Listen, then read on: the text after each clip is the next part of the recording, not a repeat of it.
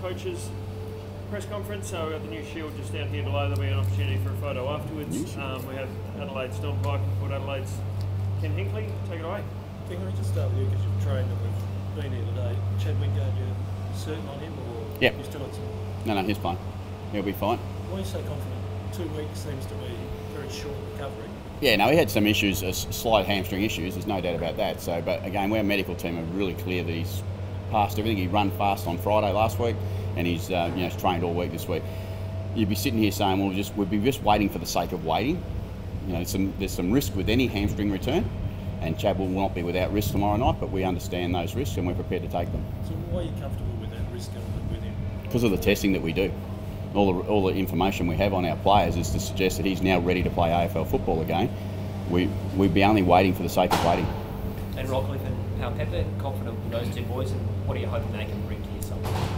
Clearly there's some stuff that we hope they can bring to the side, and particularly in the contested ball space that we're no good at last week. We've been poor at against the Crows in our last couple of encounters, so they'll certainly add to that space for us. Does the opponent influence the Wingard selection? Not one bit. Beautiful. What about Tom Cleary then?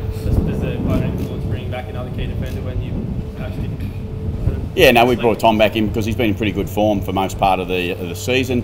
He just had a couple of quieter weeks. Jasper we brought in and he probably didn't play at the level we were hoping he would play at, but we do look at the Adelaide Crows and we look at their forward line and we see the size of some of their forwards, and we know Tom's got pretty good recent history against them. So where's Jasper at? Do you think that him not being at the form that you know that he can play at is perhaps influenced by the pre-season? Yeah, there's no doubt he hasn't had the perfect preparation, and that's why we're mindful of that. And it doesn't mean Jasper won't play next week. Unfortunately, with the Samford draw, we don't have a game this week, and we deal with that. Don, what about you? Do you feel like you've run past a couple of black cats with a few injuries and now Rory with the latest setback? Yeah, look, it's not ideal, but the reality is we've had a pretty good run for the last 2 years, and it's probably a little bit our turn, and a couple of things within our control and some outside of them, and that's footy though. I think every club's going to have a period of time where they're going to have some personnel unavailable, and really that's an opportunity and a challenge for the rest of the group to fill those voids and make some progress. What is the situation with Rory? It sounds like 2 weeks and then assess could have been significant. We've heard past cases where it's sometimes a couple, 3 months before you come back. No, well, not the early indications aren't that severe. I mean, that's why we've sort of said give him a couple of weeks and see how it settles. Talking to him yesterday and this morning, he's recovered really well from what was a pretty innocuous sort of movement at training on Wednesday, to be honest, and so that's really a strong indicator that he's not going to go all the way back to where he was, say, 4 or 5 weeks ago. So we're really hopeful that a couple of weeks and we'll assess it from there. But certainly that area and the foot, as you know, there's lots of ligaments and tendons and muscles and things in there. So the midfoot sprain he had has now got a little bit of awareness in that Liz Frank area, and we'll assess and we'll bring him up as we think's appropriate. But you think that it's half a chance to play in 2 weeks' time, is there? It's going to be longer than that, surely. I wouldn't say that he's not without a chance of playing in 2 weeks, to be honest, based on how he's recovered. But he's such an important player for us, and we've taken the time to get him right. And he was jumping out of his skin on Wednesday at training. That's how confident he was. So hopefully it's a minor setback. But as I said, let's get a couple of weeks, and we'll update you from there. Is the same foot? Yeah, same foot. And the same, is it like an aggravation of the injury that he's sat out for a month? My understanding is it's slightly different. All in the same sort of area though. But yeah, slightly different. So what did he do at training? Did you know what he did at training to make it worse? Yeah, he was about 5 yards from me when he did it. So it was we were just doing a ball movement drill, and he changed direction in a sort of a somewhat unusual action. That was just enough to trigger it. So that's all I can really add to it. Given the history of those types of injuries, Don, as you said, 2 weeks, but is there a real concern that it could be a lot longer? Well, we're hopeful not, and based on the initial, straight away we got him scanned, we went over, he got reviewed by a specialist as well, and the indications come out from there is it's a mild sort of strain of that ligament, and how quickly it settles down, we don't know, but we're thinking a couple of weeks and we'll take it from there. So is he in a moon boot for the 2 weeks? No, he's not. So he's not in a moon boot at all? No. That's a bit unusual. Most Liz Frank's. Well, that's what they're saying. It's pretty minor on the scale. So as much as it was enough to keep him out of this week's game, it's something which we hope will settle down pretty quickly and we can get him back going. And as I've always said, we've taken the course with Rory to basically get him right. And as hopefully he thought he was pretty close to right, or we were pretty confident he was right, and unfortunately he wasn't. Some people might say he might have been mismanaged since obviously doing the full round 2. You disagree with those? disagree with that. Can the showdown numbers, the past 2 showdown numbers are really damning, maybe even embarrassing for Port Adelaide recontested ball? How do you address it, and why do you think this midfield group is still good enough to deal with it? We just get your opportunity the next time you go out, and the personnel that we're putting out there, we're really confident in they can deliver results that we expect. Now, currently, and last week was our closest indicator, we were poor in that area, but the contested ball status itself is a wide-ranging stat. It's not quite as accurate as everyone sits there and goes, it's me against Don. It's not exactly that, but we just haven't been able to have our parts of the ground set up as well as we'd like. That will give us a chance to win those battles, and then some personnel we've brought back, and we know that Rockcliffe and Pau Pepper play a significant part in that space for us. When it's been a repetitive thing against Adelaide, does it bring into question the hardness of those Port Adelaide midfielders to deal with a showdown? No, it doesn't. I don't think it does that, but it's as much credit to what Adelaide have been able to do and more than what we've been able to achieve. So we will start tomorrow night level, and we'll give our absolute best to make sure that we know if we give our best and come out on top on the contested ball stat, that will give us a significant opportunity to win the game. It's no guarantee, and as is losing contested balls, no guarantee that you win or lose. Don, what's wrong with Riley Knight? Yeah, well, Riley's an interesting one. He had we didn't play him last week on a managed viewpoint. He had some hamstring awareness last week, which the scans cleared completely, so he was clear of that. But he had some tendonitis in that area, and again, it's more of a load issue for Riley. So he was sort of been reloaded, trained today, trained on Wednesday, and we expect that to settle down and he'll be ready to go next week. Just one of those things. His pre-season had a slight interruption after Christmas, and getting him back and going, just from a load viewpoint, that tendon flared up. What about Brad? We haven't heard much about Brad's progress in the last couple of weeks. Brad's progressing along as we expect. He's in that same space, so there's no real update on Brad. Is there no timeline? I mean, no, not at this point. No, for him it's about getting him right, and again, it's hard to go. I'm not trying to be deceptive at all. I'm just saying we don't really know. It's more one of those ones which he's now getting back to a point where we hope to start him running in the next probably week or two, and then from there there's just natural progression. So what's he been able to do the last couple of weeks? He's done a lot of strengthening work around the area to get some stability around that pelvic area, which is going to help him in the long term. Can I just ask on Riley?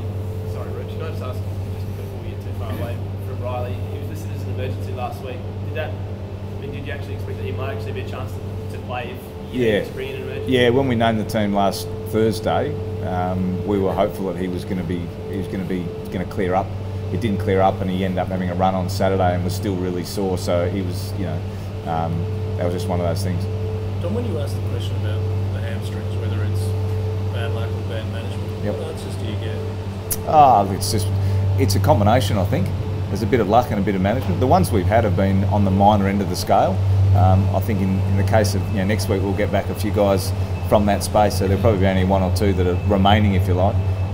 But certainly, as been highlighted during the week, we review our program and everything we do, and we have in the case of what's causing those.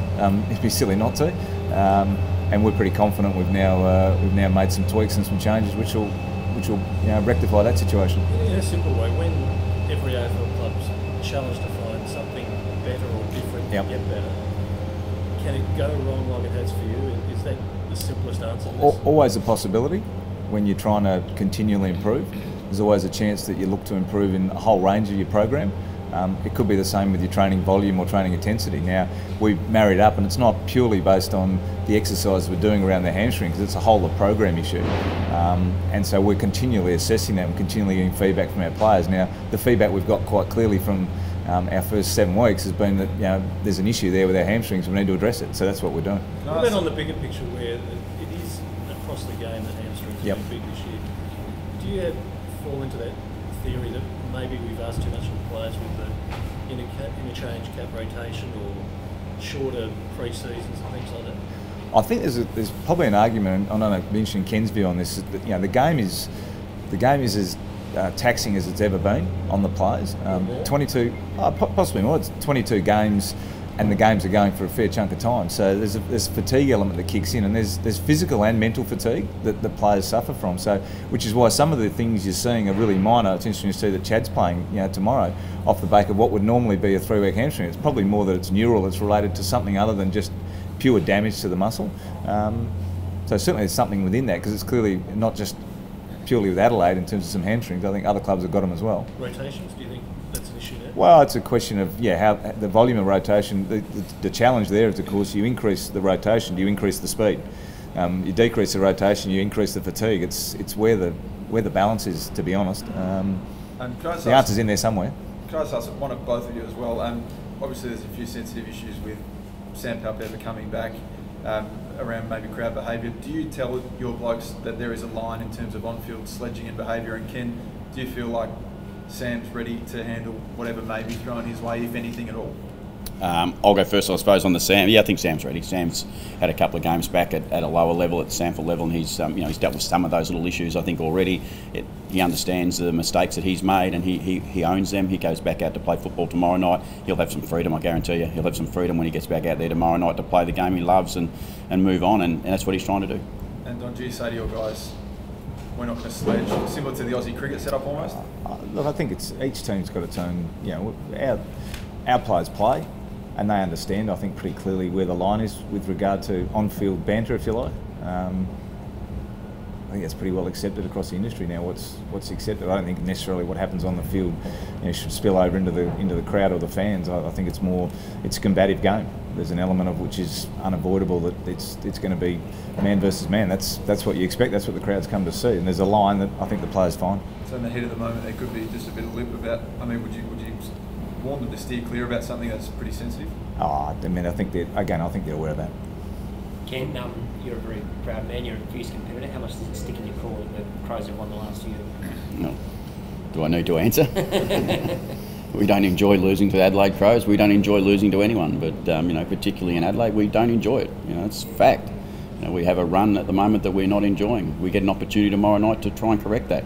We understand the quality of the opponent we're playing. I think that goes missed sometimes. This isn't a high-class football team that we're playing against, and we are going to give our absolute best to get back and make the number 1-0 in our favour.